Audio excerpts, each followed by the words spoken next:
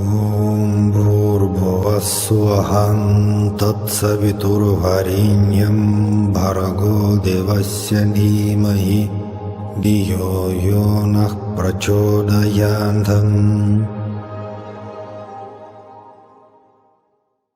So we continue our online satsang, and the next question is about spirituality and the social life. And of course many people in Europe and in the United States, and by the way in Oriental countries as well, they have a stressful job, business, family life. Then they have kind of no time, no ability, no power to practice meditation. They're very unsatisfied. They can't change them. Become sick because of job. sick. Well, if somebody is in a position of social slave, and if that somebody is even not thinking about possibility to change, then what can we do? Let them be actually slaves. Yeah. We can't make people happy just with our force. It must be somewhere in the heart of the people desire to change conditions of their life, to change whatever. And anyway, it's like healer can't heal somebody if that person doesn't want to be healthy. Psychic therapies can't change the situation of the subconscious mind of the person if that person is not willing to cooperate. And the same like if poor people, they don't want to be rich, they're not possible. And that goes like that. Not possible to force people to practice meditation, to pray to God, to behave according to the commandments. People go to church, synagogue, mosque, Hindu temple, everywhere different priests, they speak about morality. But nobody cares about it, because if it is natural, then people start to live according to the commandments, not because they're written somewhere in the Bible, but just because that's your nature. So it means everything must start in the heart of the people.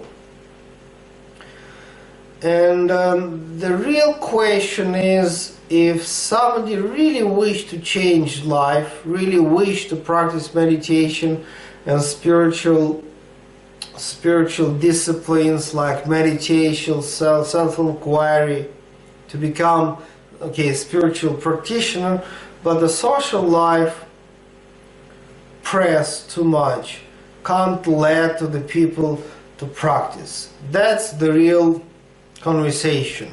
Because if no question from the people, then no answer. But if there is a question, somebody wish to practice meditation, but social life is too strong, strict, difficult. I don't think that revolution is useful in any sense. Even we take personal life, to change everything like that immediately, that's not the right approach, because you may destroy your business, your family, you may quit job, and then what going to be the result? Will be just no money for the food. So it means it must be intellect, so it must be business plan for everything. If somebody wish to change life, the first step is goal setting. So it must be clear goals. What do you want? How can you wish to see your life, let us say in 5 years, let us say in 10 years, maybe in 1 year. So the real beginning of the transformation is a goal setting, and that's very spiritual. Many people think that goal setting is unspiritual. But just we see all the great spiritual masters like Jesus, Buddha, Krishna, Sai Baba, okay, Yogananda, who is the most famous, the greatest Kriya Yoga guru. They're all people with a structure and a goal setting. So that's the beginning. You have to understand what do you want. And then create a plan. How can you change your life step by step? And then for sure you have to act.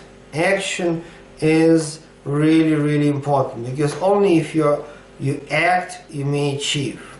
It's like to achieve some spiritual states, you have to practice meditation. And in a sense, meditation is also action. It's a very special action, but it's action. Like, okay, I'm going to sit on my chair and practice Kriya Yoga meditation. That's also action, very special one. You wish to create, okay, whatever, business, family, strong health, for everything you have to change something and to act.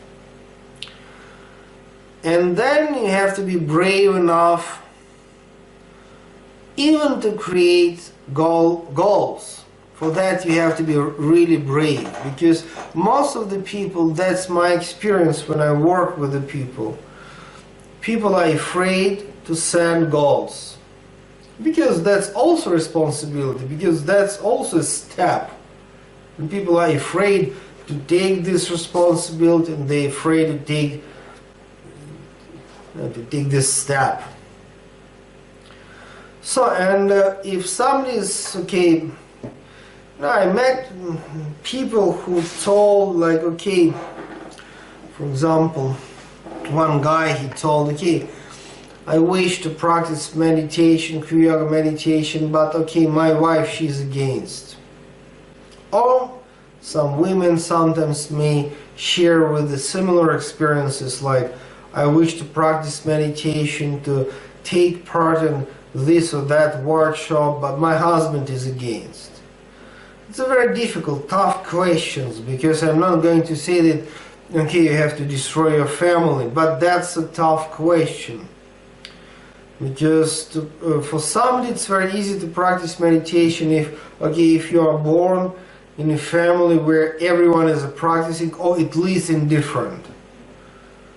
Then you just go and practice. But some families, they're very, very strictly against all that. Then you have to, you have to be warrior to fight and achieve that. Even achieve right to participate in any spiritual program, to protect your own space and time, to say no to something or somebody who is against your life purpose and spiritual evolution. So it means anyway, social life in each and every country is extremely difficult. And more, okay, we like to say that, okay, Western society is so-called, the best one. I mean, yeah, that's, of course, in a Western society there are, okay, human rights, more money, more chances, but also people are so busy in the office and the business that they don't have time for spirituality. And sometimes in the very poor countries they have time for spirituality, and that's also beneficial. So it's like in each and every country, in each and every society, there are certain problems. And yeah, the beginning is goal setting, clear goals. What do you want? And it's not easy, because that's also responsibility. when you take responsibility in front of yourself, in front of your highest self. I wish this, that's my goals. And then act. And sometimes it's very difficult to act because of, okay, family members, social and financial or political conditions depend on in which country you are staying. But it's always our choice. The final choice is always, for the person to choose, to say yes or no. Okay, sometimes it's easy choice. Sometimes it's very difficult choice. But it's always our choice. And if spirituality and meditation is your priority, then you can manage.